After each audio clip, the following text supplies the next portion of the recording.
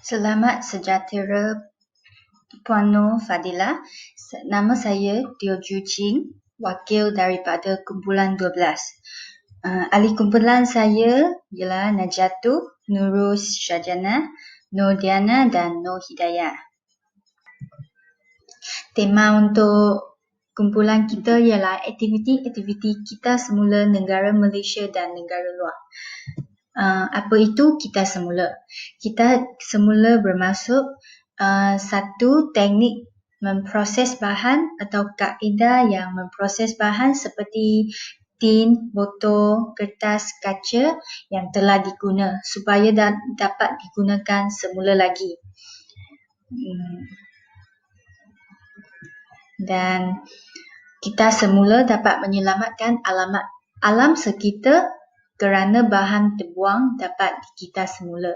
Dengan ini, pencemaran akan dikurangkan. Pelbagai aktiviti yang difaktakan dalam aktiviti kita semula untuk mengurangkan kebaziran, iaitu nombor 1, dengan menggitar semula satu tin aluminium seumpama menjimatkan penggunaan tenaga elektrik 3 jam televisyen. Kedua, jika kertas dapat digitar semula secara maksimum, dapat mengurangkan 4,360 tan sampah sehari yang bersamaan dengan 78,000 batang pokok. Nombor 3, dengan menggitar semula satu botol kaca seumpama menjimatkan penggunaan tenaga elektrik mentor lampu 100 watt selama 4 jam. Objektif kajian untuk kertas khusus kita ialah untuk menggenap pasti aktiviti amalan kita semula di Malaysia dan juga amalan kita semula di negara luar Malaysia. Yang melalui kajian ini, dia akan dapat membantu kita mengetahui perbandingan tahap kemajuan amalan kita semula di Malaysia dengan negara luar. Dan kajian ini juga dapat membantu menambahkan pengetahuan dan menyedarkan masyarakat bahawa kepentingannya amalan kita semula untuk kesejahteraan manusia dan alam sekitar. Kaitan kajian dalam kertas khusus ini ialah majalah, internet, maklumat penerbit, data organisasi yang terlibat, dan untuk menganalisis data, kita menggunakan analisis demografi dan maklumat yang digunakan sebagai rujukan dan contoh. Isi 1, pertumbuhan premis kita semula. Untuk di Malaysia, pembangunan premis kita semula dilaksanakan untuk membantu mengurangkan kuantiti sisa buangan pekerja ke tapak pelupusan sampah. Dia dapat membantu negara kita menjana ekonomi penduduk kita sekitar dan premis kita semula. Pertumbuhan premis kita semula mempunyai peranan yang penting dan merupakan program yang terbaik untuk mengurangkan penjanaan sisa buangan pekerja. Hal ini secara tidak langsung membantu mencapai pengurusan sisa buangan pekerja bersepadu. Dan di Korea, Kementerian Alam Sekitar Korea Selatan telah merangka dasar pelupusan sisa kita semula, manakala proses pengumpulan sampah dikenali di kawasan bandar masing-masing. Sebagai contoh, sisa makanan, barangan kita semula dan sampah yang tidak boleh kita semula mestilah diasingkan.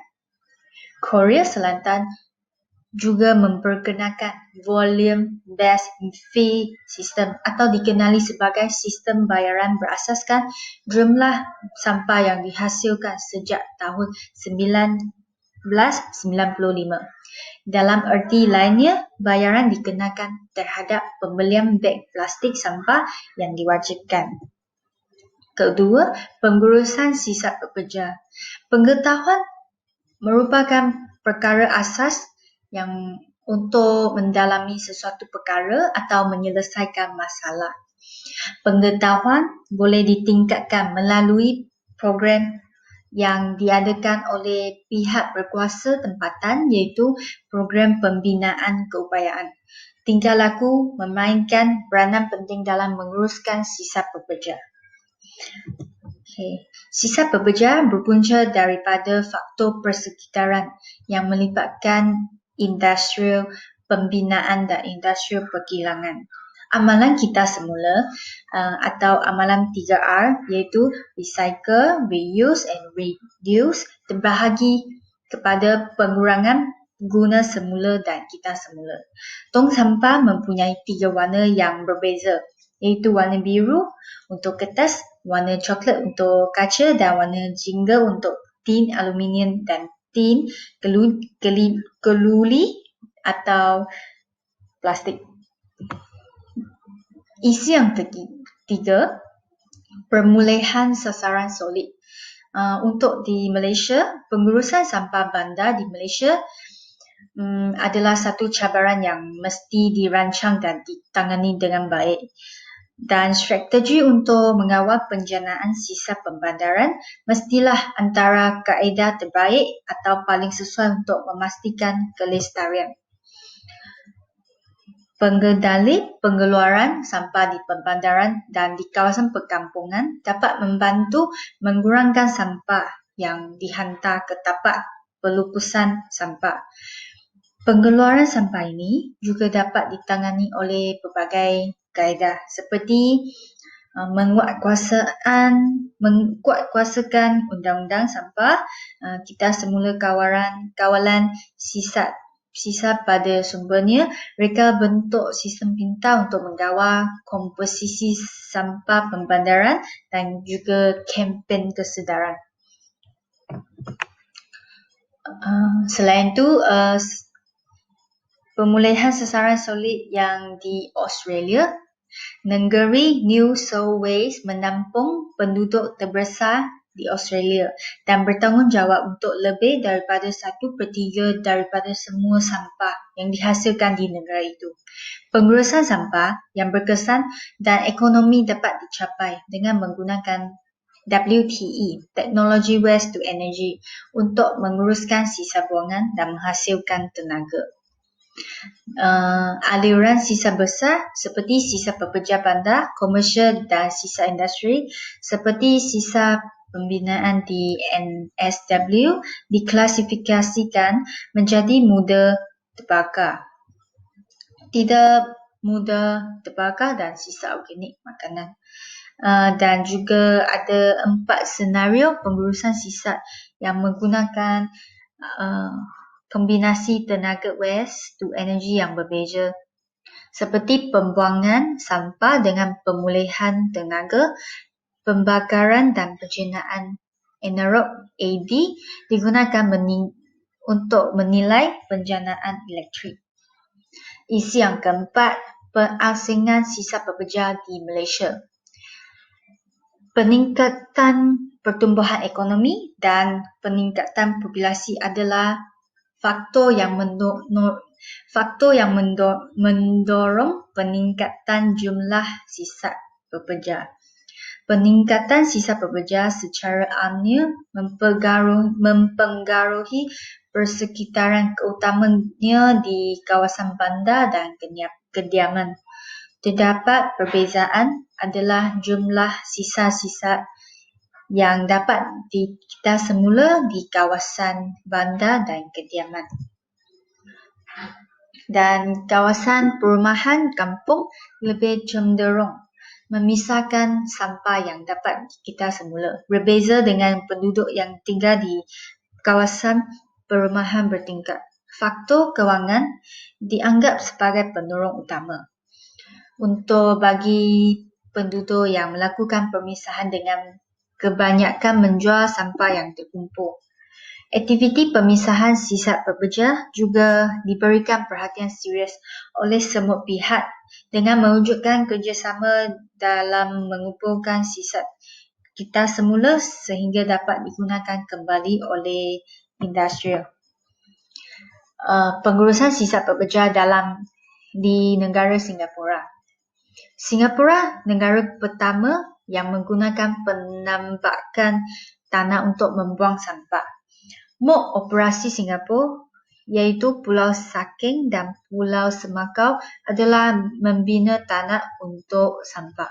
Lebih banyak maklumat mengenai penyelidikan berkaitan dalam alam sekitar dan kandungan berkaitan ekologi dipaparkan di pulau itu menarik ramai pelancong dan penyelidik yang terkenal. Dan cara penyelesaian ini berjaya terhadap masalah pembuangan sisa pekerja di Pulau Semakau telah menerima pujian daripada semua pihak. Agensi Perlindungan Alam Sekitar Singapura menganggarkan bahawa tapak tanah Semakau dapat digunakan sekurang-kurangnya sehingga 2045 tahun. Sehingga tahun 2045.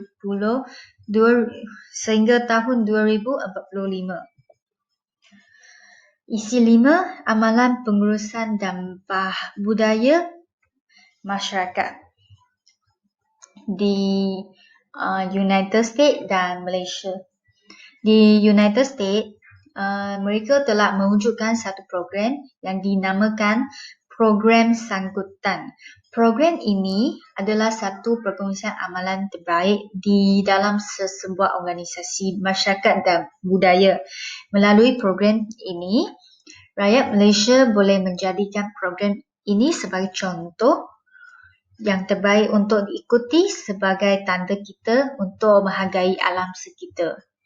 Program ini telah memberikan pendedahan serta pengalaman yang sangat berguna kepada masyarakat mengenai pendekatan pengurusan program ini bagi memberikan kemudahan kepada rakyat di sesebuah negara untuk melaksanakan serta terus-menerus menjayakan program ini bagi kepentingan negara.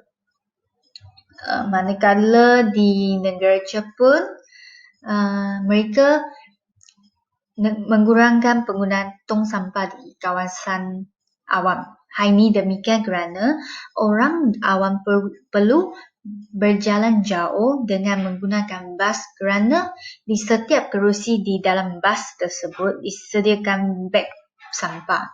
Dengan cara ini dapat menggalakkan orang awam Jepun untuk tidak membuang sampah sembarangan tempat dan menggunakan cara yang betul untuk membuang sampah bagi menjaga kebersihan sekeliling di negara Jepun. Dan rakyat Jepun mempunyai satu kebudayaan iaitu membawa beg plastik ke mana-mana sahaja. Kerana mereka memastikan sampah tersebut selamat disimpan di dalam beg plastik. Di negara Jepun juga mempunyai volunteer programs untuk memastikan kebersihan sekeliling terjaga dengan baik. Perkara menunjukkan bahawa masyarakat Jepun menitik beratkan kesedaran terhadap kebersihan. Di negara Jepun, mereka menggunakan tong sampah kita semula dengan betul. Di setiap kawasan perumahan, mereka diletakkan tong sampah kita semula bagi memudahkan orang awam membuang sampah mengikut jenis-jenis sampah, iaitu sampah yang boleh di kita semula atau tidak boleh di kita semula ke dalam tong yang betul. Isi ke-6, kita semula di tapak pelupusan. Tapak pelupusan merupakan kaedah kita semula yang paling asas kepada rawatan sisa pekerja. Kesan sampingan kaedah ini ialah pencemaran cecair resapan, pencemaran bau dan masalah penyakit. Pengurangan sisa pekerja memerlukan pelibatan daripada masyarakat. Timbunan sisa pekerja di tapak pelupusan sampah berlakunya kegiatan pemungutan sampah. Hasil pemungutan sampah boleh mencapai nilai gaji yang diperolehi hampir sama daripada peluang pekerjaan yang lain. Kesimpulannya, kita semula ialah satu usaha yang sangat berfaedah kepada negara dan rakyat. Kita sepatutnya menjadikan langkah ini dalam kehidupan kita kerana Islam sendiri mengingatkan kita bahawa kebersihan itu sebahagian daripada iman.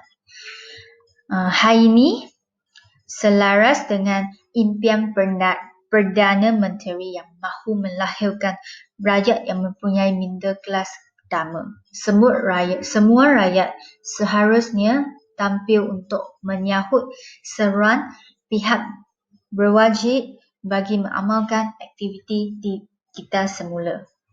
Terima kasih.